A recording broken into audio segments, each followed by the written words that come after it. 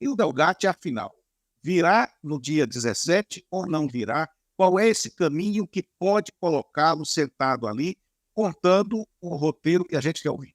Olha, o hack vai ser, quinta-feira está marcado. Ele só não veio nesta quinta porque ele está preparando também para fazer uma delação premiada. Ele quer fazer a delação premiada antes de ir à CPMI, ou pelo menos fazer o acordo dessa delação premiada, para que ele possa falar na CPMI, até para ele não perder a oportunidade com a justiça, ver os termos que teria a delação premiada.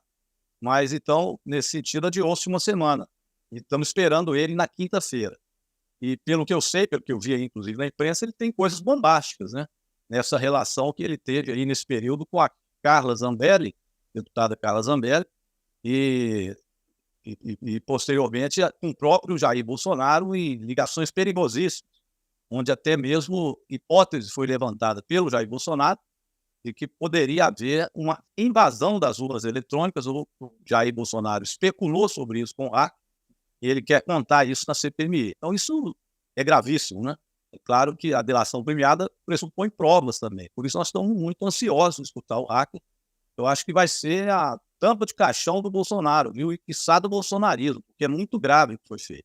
E a cada dia que vai na CPMI é uma novidade, né? Todo dia. Exatamente. O Delgatti, pelo que a gente sabe, do que ele tem falado, que ele estaria negociando, o Lula acabou de falar aqui muita coisa, parece que ele vai colocar no centro da confusão a cúpula militar do governo Bolsonaro. O ministro da Defesa falou com ele teria feito relatório para os militares, ele foi para o Planalto e teve com outros ministros militares. Luiz Eduardo Ramos.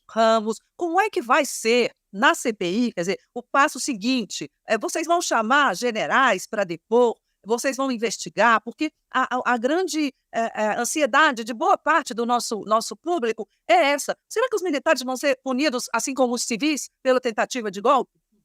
Olha, o general Paulo Sérgio, que foi o ministro da Defesa, não escapole de ir à CPMI.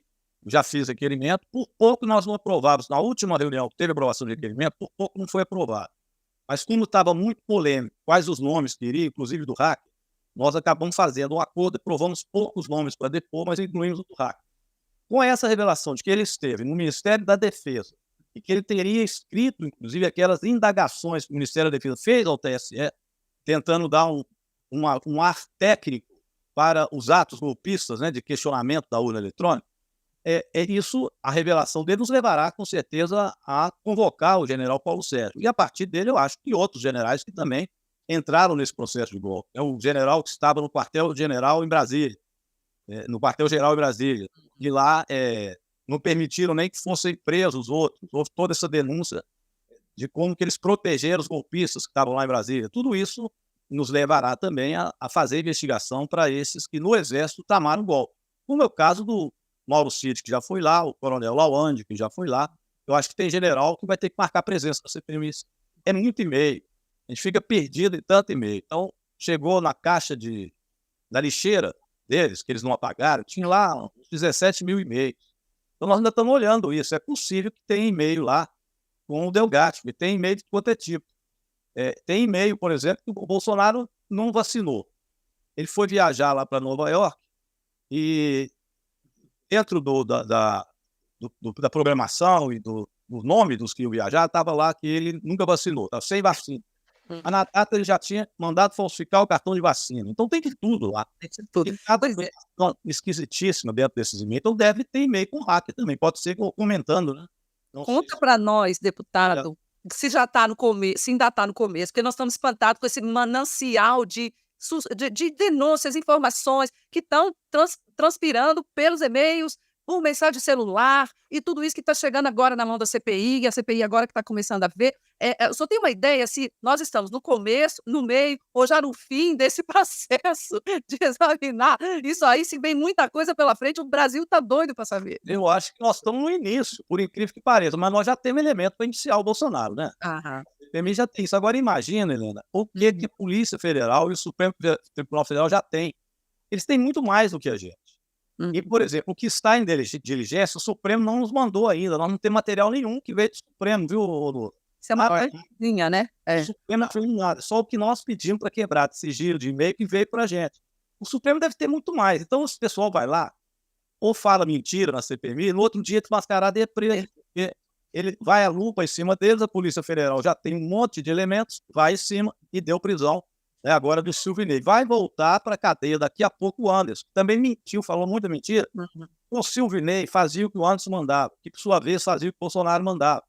Então o Ministério da Justiça arquitetou essa tese golpista no segundo turno, de não permitir os outros votarem, e o Silvinei, que hoje passou mal, né, foi lá mentir lá no geral, passou mal. Ele executava o que foi mandado, mas aquilo foi arquitetado no Ministério da Justiça. Nós já temos provas de que aquela reunião existiu, que o Anderson Torres sabia daquela reunião, que ele arquitetou tudo, então ele está falando mentira. Daqui a pouco a mentira vira contra ele. Então o Mauro Cid ficou lá, ficou calado, não quis falar para a Jandira nem quantos anos ele tinha. E ficou calado, saiu calado. Depois veio aquela enxurrada de piques do Bolsonaro reclamando que quebrou o sigilo dele. Não foi o sigilo do Bolsonaro ainda. O sigilo do Bolsonaro ainda não foi votado. É outro.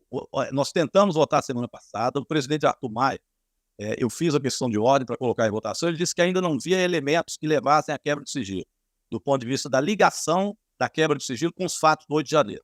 Não concordo com ele, mas ele justificou e disse que isso poderia, no futuro, vir a colocar em votação. Eu acho que o futuro já chegou. Porque de repente vem a notícia, vieram também nos documentos, de uma série de recibos onde a primeira-dama recebeu R$60 mil em 11 dias. O dinheiro da conta do Mauro Cid, que foi para pagar as questões pessoais da Michelle.